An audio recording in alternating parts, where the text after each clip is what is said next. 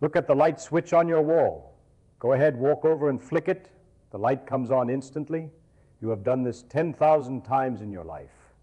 And every single time your brain tells you a very comfortable, very simple story. Your brain tells you that behind that wall there is a copper wire, and that wire is like a hollow pipe.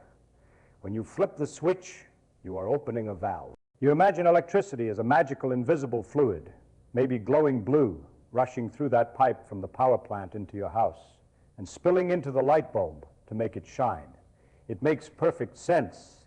It is intuitive, it is easy to picture, and it is completely, spectacularly, fundamentally wrong. Everything you think you know about how electricity works, how energy moves, and how the physical world operates is an illusion.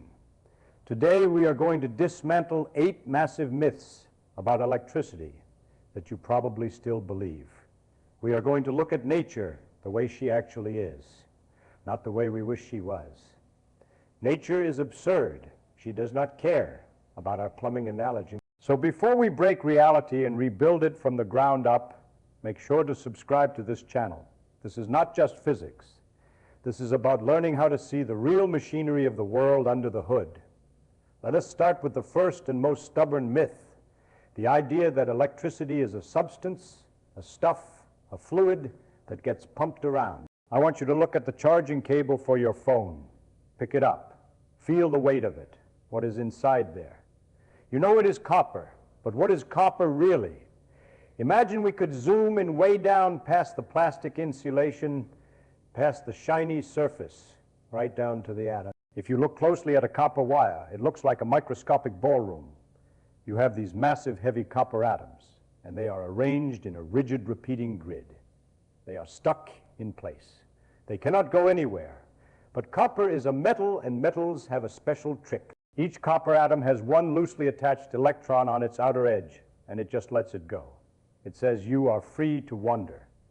So inside that solid piece of metal, you have a rigid grid of heavy atoms, and swimming around them, filling all the empty spaces, is a vast, chaotic sea of free electrons. These electrons are incredibly tiny, and they are jiggling.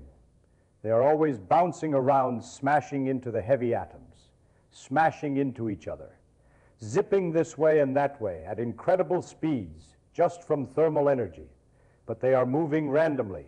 They are going nowhere fast. Now, myth number 2 is the belief that when you connect a battery to this wire, these electrons suddenly act like race cars and zip from the battery to the light bulb at the speed of light. Let us think about that. If you flip a switch and a little piece of matter, an electron had to travel from the wall to your ceiling light at 300,000 kilometers per s. The sheer friction and kinetic energy would probably explode the wire. But let us ask nature, how fast do these electrons actually move down the wire? When you turn on the juice, are you ready for this? The actual forward movement, what we call the drift velocity of an electron in the standard copper wire, is about 1 millimeter per s econd. 1 millimeter per s econd. It is slower than honey pouring out of a jar. It is slower than a snail crawling across a sidewalk. If you have a light bulb on a ceiling and the switch is 3 m away on the wall, it would take an individual electron nearly an hour to make the journey from the switch to the bulb. Think about the profound absurdity of that fact. The electrons are moving like the slowest traffic jam in the universe. Yet, when you flick that switch, the light bulb turns on instantly. There is no hour-long delay. Why does that happen? How can the effect be instant if the things supposedly causing the effect are moving like molasses? Is it magic? Does the electron at the switch somehow magically teleport its energy to the bulb? Number nature does not do magic. Nature relies on strict causality. One event has to cause the next event. So how does the bulb know to turn on? It turns out we have been looking at the completely wrong thing. We have been staring at the wires, staring at the electrons, completely ignoring the most important part of the entire system. To understand what is actually happening, we have to go back in time. We have to look over the shoulders of the giants who built our understanding of the universe. and see the mistake they almost made. Let us take a trip back to the days of Isaac Newton. Newton was a genius, of course. He looked up at the moon, he looked down at an apple, and he realized they were playing by the same rule. He wrote down an equation for gravity that was so beautiful, so precise that it could predict the path of planets and comets. But Newton had a terrible secret. His equation worked, but he absolutely hated what it implied. His math said that the sun pulls on the earth across millions of miles of completely empty space instantly. If the sun were to magically vanish right now, Newton's math said the earth would instantly fly out of its orbit. But how? How does the earth know the sun is there? How does a magnet pull a piece of iron across a table without touching it? Is there an invisible rope? Newton called this action at a distance, and he confessed that it was an absurdity, a philosophical nightmare. He admitted he did not know the cause of gravity. He just knew how to calculate it. For a long time, science just accepted this. They said, well, things just push and pull on each other from far away magically, and let us not worry about the details. But then came Michael Faraday. Faraday is one of my favorite characters in the history of science. He was not a fancy academic. He was a bookbinder's apprentice. He did not know complicated mathematics. He did not speak the language of calculus. But he had something better. He had an incredible intuition, a visual imagination that was unmatched. Faraday spent his time in cold basement playing with coils of wire, batteries, and magnets. He would sprinkle iron filings on a piece of paper and put a magnet underneath. You have probably done this in grade school. You see the filings magically arrange themselves into beautiful looping patterns, stretching from the North Pole to the South Pole. Most people just saw a neat trick. Faraday saw the secret of the universe. He looked at those invisible lines and said, the space around the magnet is not empty. The magnet is doing something to the space itself. It is creating a state of tension, a field. He called them lines of force. You realize that the magnet is not reaching out and touching the iron across nothingness. The magnet creates a field in the space around it, and the iron simply reacts to the field that is right exactly where the iron is. It is a local interaction. There is no magic, spooky action from a distance. Everything happens right next to everything else. This was a massive shift in human thought. It is the death of action at a distance. If you move the magnet, the lines of force have to rearrange themselves. And that rearrangement takes time to ripple outward. It is like throwing a stone into a pond. The water waves take time to travel to the edge. Faraday realized that electromagnetic forces are not instant. They take time to travel. And later, James Clerk Maxwell took Faraday's pictures, translated them into mathematics, and found that these ripples in the field travel at the exact speed of light. In fact, he realized that light itself is nothing but a jiggling wave in this invisible electromagnetic field. Now let us bring this massive revelation back to your light switch and your copper wire. This brings us to myth number 3 and myth number 4. Myth 3 says the electrons carry the energy on their backs like little workers carrying coal. Myth 4 says your battery stores electricity inside it. Neither is true. What is a battery, really? A battery is just a chemical pump. It is a can full of 2 different types of metal and some acid. The chemical reaction inside wants to pull electrons away from one side and shove them onto the other side. That is all it does. It separates charge by piling up negative electrons on one terminal and leaving a positive deficit on the other. The battery creates a massive tension in the electromagnetic field around it. It does not store electricity. It stores chemical potential energy, which it uses to twist and stretch the invisible field in the space nearby.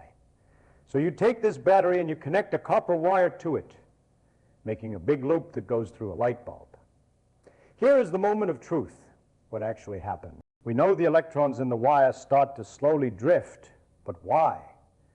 Because the instant you connect the wire, the field from the battery surges through the space around the wire. Imagine the electromagnetic field as a giant invisible mattress of springs that fills the entire universe.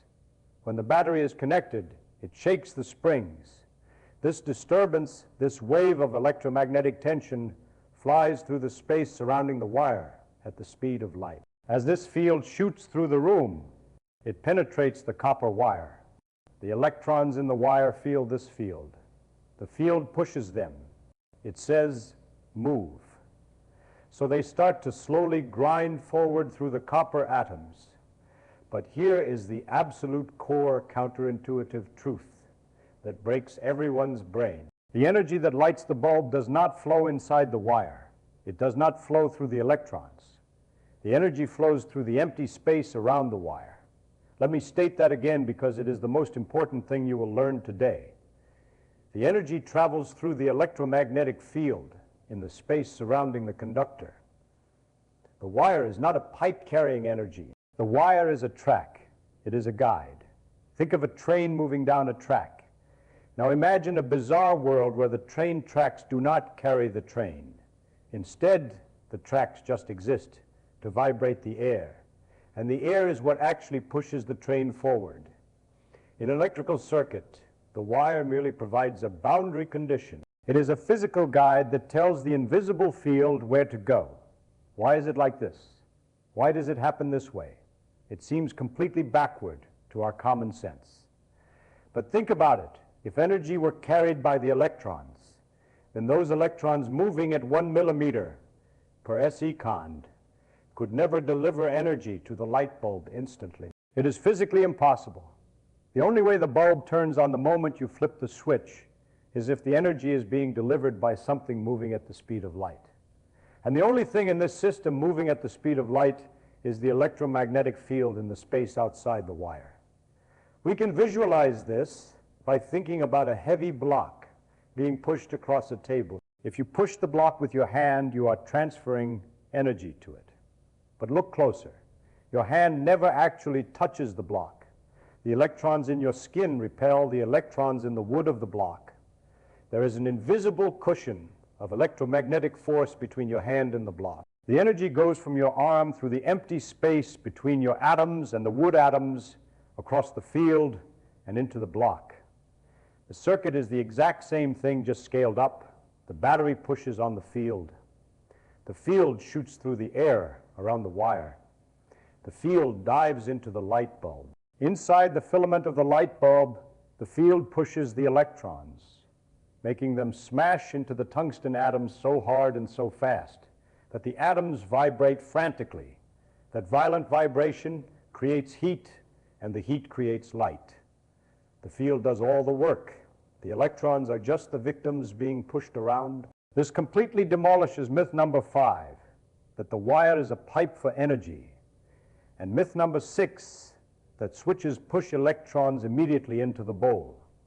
When you open a switch, breaking the circuit, you are not building a dam that stops the water. You are breaking the boundary condition that allows the field to flow through space. Without a complete path of conductive material to guide it, the field cannot sustain its flow of energy from the battery to the bulb. The geometry is broken. It is all about geometry. Electricity is not a substance.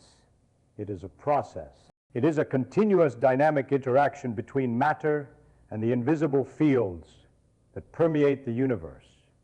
And this brings us to the subtext of why this all matters. Why do we care? Because electrons do not carry the energy. Because empty space is not empty. If we scale this up, it gets even weirder. Consider myth number 7. You probably think the power that runs your television comes from the power plant, travels through the high-tension wires, down the pole into your house and into the television. But we just established the energy is not in the wires. So look out your window at those giant power lines suspended in the air. The energy pumping from the distant power station to your city is literally flowing through the air, through the empty space between those giant cables. The cables are just thick metal guides dictating the path of an invisible river of electromagnetic energy flying through the sky. If you stand under a high-power transmission line, a river of raw energy is rushing through the space right through your body. You do not feel it because your body is not a good enough antenna to absorb that specific frequency of the field. But it is there. Let us zoom out even further. Let us push this idea to the absolute limit and experience a little bit of existential dread. Myth number 8 is the deepest one of all. It is the assumption that empty space is just nothingness. We are obsessed with stuff. We look at stars, planets, chairs, people. We think the universe is made of matter and space is just the boring empty theater where the matter does its acting. But the more we look at quantum electrodynamics, the more we realize that the exact opposite is true. The fields are the fundamental reality. Space is boiling with them. You have an electromagnetic field everywhere. You have a gravitational field everywhere. You have electron fields and quark fields. Imagine you are standing in a completely dark, completely silent room. You think there is nothing there. But the space in that room is humming with invisible geometry. If you turn on a radio, you suddenly hear music. Where did it come from? The music was already there, waving through the electromagnetic field in the room. The radio just translated it. Your cell phone catches invisible jiggles in the field and turns them into a video call from the other side of the planet. We are constantly swimming in an ocean of invisible overlapping fields of tension and probability. If this is true, then what are we? What is a human body? You look at your hand and you think it is solid, but we know it is mostly empty space. The nucleus of an atom is a tiny speck, and the electron cloud is huge. If the nucleus was the size of a golf ball, the electrons would be flying around a mile away. So you are basically made of empty space. But it is not empty, it is filled with the electromagnetic field binding you together. When you lean against a wall, or when you hold hands with someone you love, you think you are touching them. But you have never touched anything in your entire life. The electron clouds of your atoms get close to the electron clouds of the other person, and the electromagnetic fields push back with a fierce repulsion. That sensation of touch, the warmth, the pressure is nothing but the translation of invisible fields repelling each other in the dark space between atoms. We are essentially ghosts. Complex patterns of waving fields pushing against other patterns of waving fields. This is the beauty of physics. We start with something so mundane, so boring, a light switch, a piece of copper wire, a battery. We ask a simple question: how does the juice get from here to there? And by refusing to accept the lazy answer, by refusing to believe the comfortable myth of water in a pipe, we uncover a reality that is far more strange and far more wonderful. We find that the energy of the world does not crawl through wires like bugs in a tube. It flies through the empty space, guided by the architecture of matter, dancing to the rules of fields that we cannot even see. Nature does not care what we find intuitive. She plays her own game with her own rules. Our job is not to tell nature how she should behave, but to observe, to listen, and to try to figure out the beautiful, crazy logic she is using. When you realize that electricity is not a fluid, but a transfer of momentum through the invisible geometry of space, you never look at a power line the same way again. You never look at a light bulb the same way again. You realize that you are sitting inside a complex dynamic web of interacting fields. So the next time you flip that switch, do not think about water flowing. Think about the battery stretching the invisible fabric of the room. Think about a wave of pure energy shooting through the air, around the wire at 300,000 kilometers per s. Think about the slow, lazy electrons, barely moving at a millimeter a second, just getting out of the way of the massive invisible wave.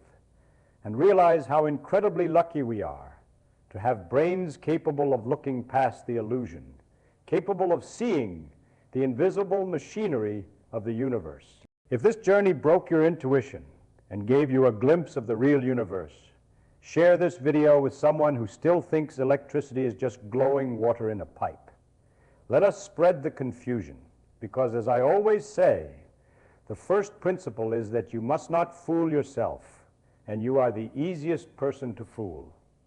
Keep questioning.